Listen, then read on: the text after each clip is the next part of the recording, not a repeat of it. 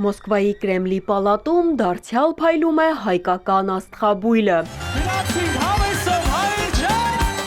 Ամանորին ընդառաջ մեկ հարկի տակ են համախմբվել հայկական ու ռուսական էստրադայի ամենահայտնի դեմքերը, ազդարարելու 2026-ի մեկնարկը։ Շքեղ երեկոյի հատուկ հատվածում ներկայացվում է Հիսուս Քրիստոսի արձանը, որի տեղադրմանն անհամբեր սպասում են նաև Սփյուռքի մեր հայրենակիցները։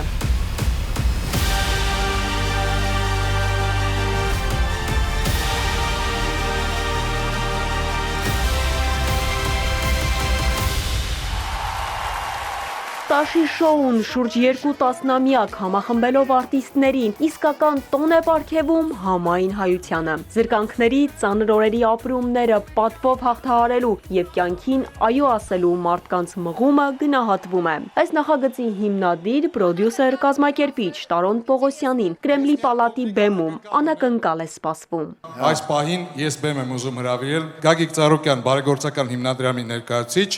Լիաննա Բաբայանին, մնացածը արդեն ինքը կասի, խնդրեմ ձեր ծափարությունները։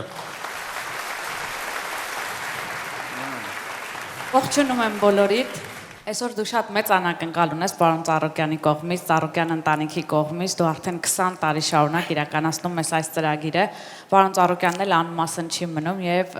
Հայաստանում բոլորդ էլ քաջատեղյակ եք, որ կառուցվում է աշխարհի ամենամեծ, ամենաբարձր Հիսուս Քրիստոսի մոնումենտալ արձանը։ Պարոն Ծառուկյանի ընտանիքի կողմից ես փոխանցում եմ այս սրտեր միացնող բարօրություն բերող եւ մեր ազգին խաղաղություն բերող այս հուշանվերը քեզ, որպեսզի դու եւ քո ընտանիքը միշտ Աստծո օրհնության տակ լինեք։